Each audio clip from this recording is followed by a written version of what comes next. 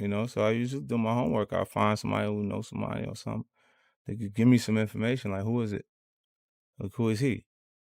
And, you know, Frenchie, they got me the tape.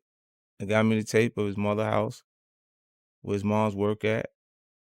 You know what I'm saying? The other cribs, the studios, stuff like that. That's the Cali tape. Right. Okay. I had all of it. French Montana thought he was running from trouble, but 50 Cent just reminded the world maybe he ran straight into a bigger trap. The man can't breathe without Fifth clowning him, and this time the shade came with a dagger. French ain't just ducking Diddy's chaos. He's knee-deep in a new storm, one dripping in gold, but locked like a cage. On the surface, it looks like the ultimate level up.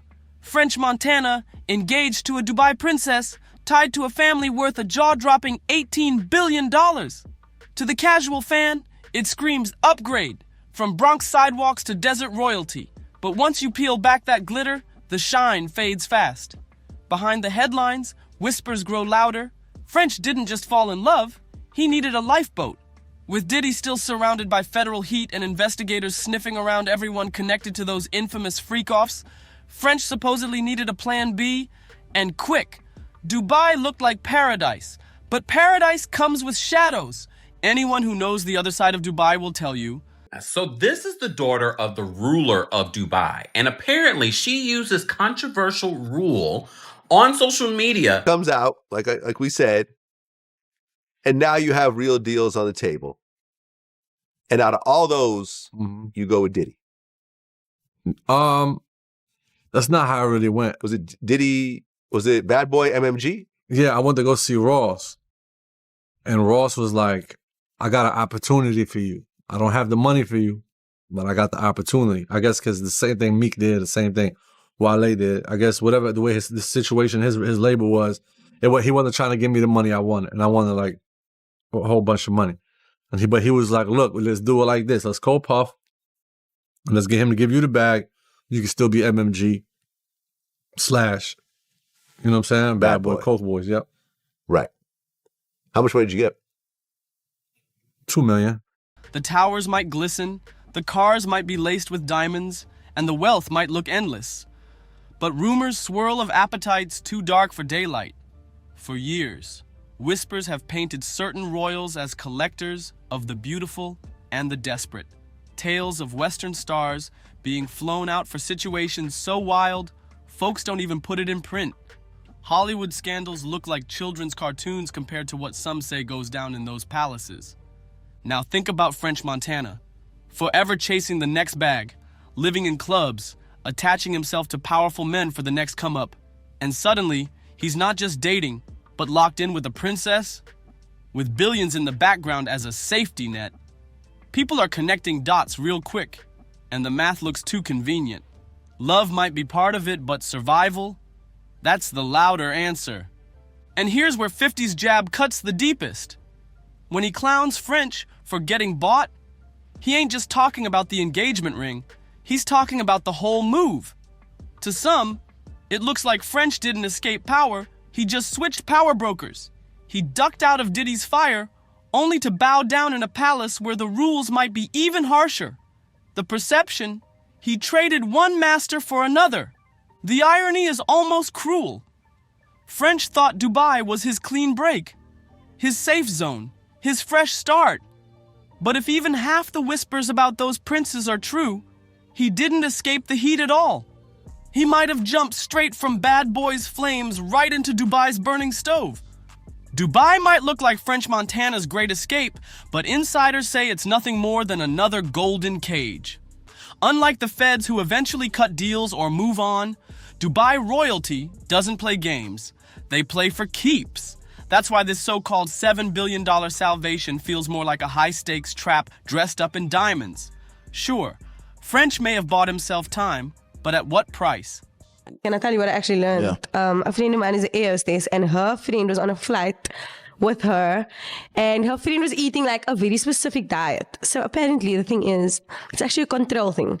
I don't know if I can speak about sheikhs. No, speak. So these guys actually pay these women to hold a strict diet for like 2 weeks so that they can know that they are in complete control of what that woman is putting into her body, and the girl is shit on them. Wow.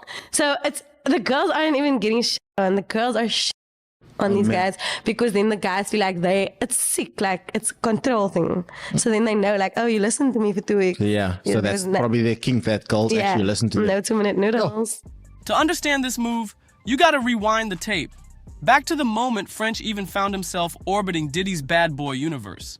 Because trust, he didn't just sign that contract off the strength of Pop That and a few club bangers. The deal always had a strange smell around it. And after the past 2 years of revelations about Puff, fans are replaying that signing with sharper eyes than ever. Here's what people forget. French wasn't some starving mixtape kid with no options. He had real suitors lined up. Rock Nation was circling, Rick Ross and MMG were heavy on him, even Kanye's camp flirted with a deal. Yet out of all the tables, he slid his plate in front of Diddy's.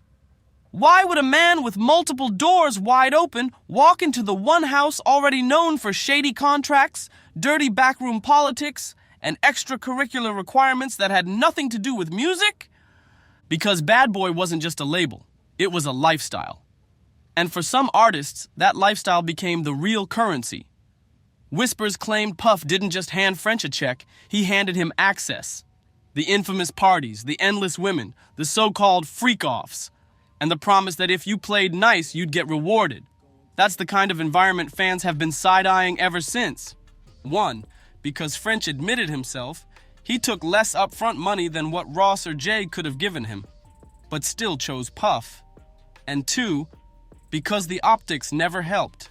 Every time French was caught stumbling out of one of those villas looking half dead, the internet clocked it instantly. And I'm sure there were some other ones also. Yeah. I came to Steve Rifkin when I had Chopper Down. Mm-hmm. I walked in the office. It was him and Gabi. Yep. And Gabi was managing. I was like, yo, Steve, give me $200,000. Let me go make music. You know what I'm saying? Just let me. Steve was like, nah, I'll give it to you. I'll give it to you. Never got it. Never got it. I dropped. Which is funny because Gabi's the president of SRC. Steve is like the CEO, but so I don't know what type of but Steve makes the final call. Yeah. So I asked for $200,000. You know what I'm saying? And it's like between 2016 and 2019, photos and videos showed him looking rough after Puff's infamous weekend celebrations, and fans connected the dots without hesitation. When Diddy's arrest dropped in 2024 and old associates started spilling what it really took to land a deal, the suspicions doubled. One producer even claimed Puff tried to ruin him after he refused to participate in one of those gatherings. So when people replay French's rapid come-up, they say, oh, so you stayed, you signed, and you played along. Whether that's fact or not, the streets already made their judgment, and the little details don't make it any better. Diddy launching that Ciroc French vanilla flavor right after a night where the two were reportedly inseparable.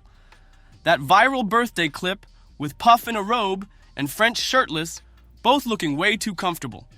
Even French himself bragging he wanted the big bag, and Puff was the only one bold enough to hand it over. To the industry, it was business.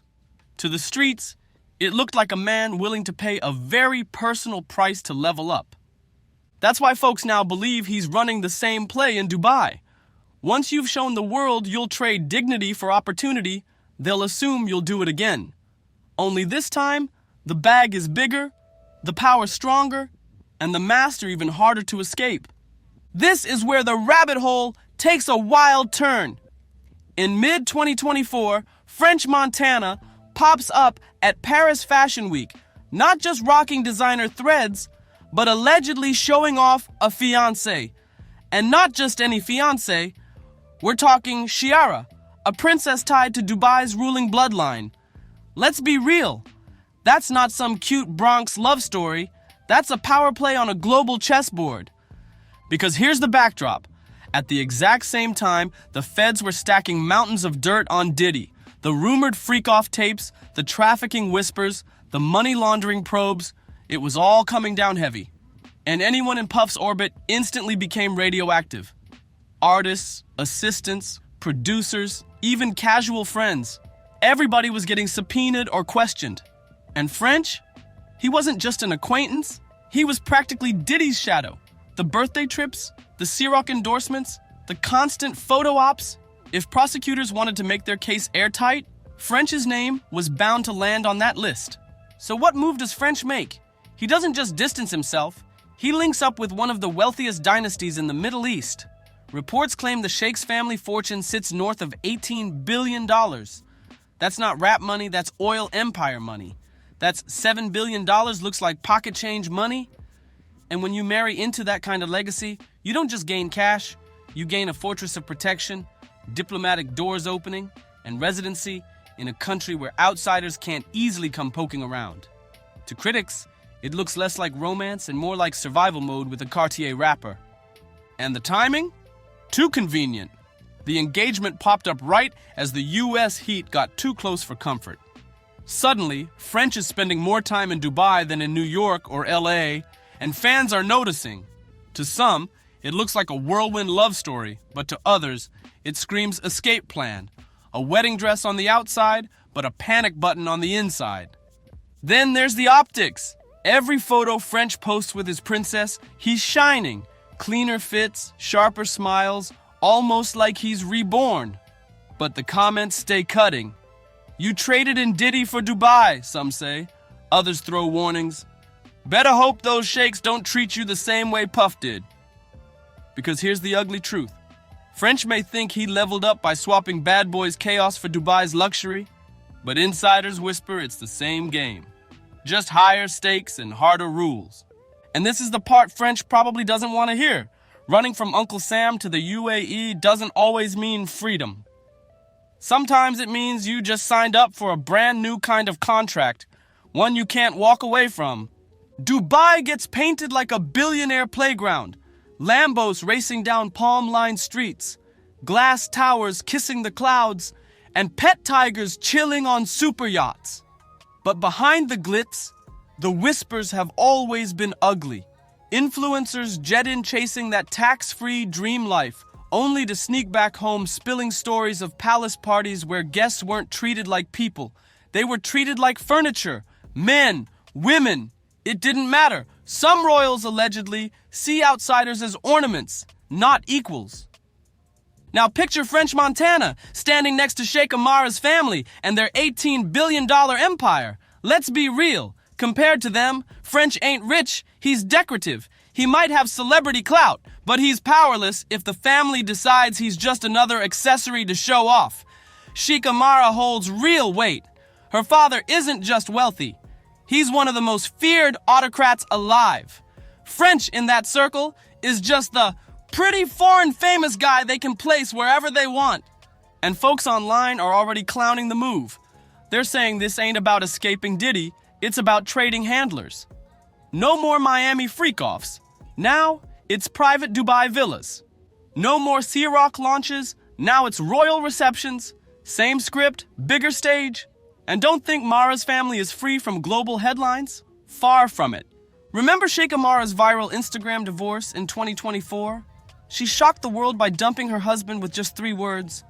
I divorce you. A public rebellion almost unheard of in royal families. Bold, yes, but also proof of how messy that life behind palace walls can get. And let's not forget her relatives. Princess Latifah's dramatic escape attempt. Princess Haya's public battle. Princess Shamsa's alleged abduction. All tied back to the same ruler. Dubai's absolute monarch, who also happens to be French's brand new father-in-law. That's not just drama. That's danger wrapped in tradition and power. So suddenly, the fairy tale glow starts to look cracked. When you marry into power that heavy, freedom isn't guaranteed. It's a privilege, and it can vanish in an instant. That's why the internet calls this French's $7 billion escape plan. It's not about romance, it's about strategy. Secure the bag, lock in residency, and hide under a royal shield if Uncle Sam comes knocking. On paper, it looks genius. Socially, it looks like deja vu. For years, people teased French as Puff's favorite sidekick. The shirtless dinners, the birthday serenades, the Ciroc sponsorships that looked a little too personal. Now the gossip says he just swapped one sugar daddy for a whole dynasty of them. A dynasty with palaces instead of penthouses, and rules he can't afford to break. Habibis, the irony cuts deep. Hip-hop sold us French Montana as the gritty underdog, the Moroccan kid with Bronx hustle and Coke boys pride. But Dubai royalty ain't no bad boy records.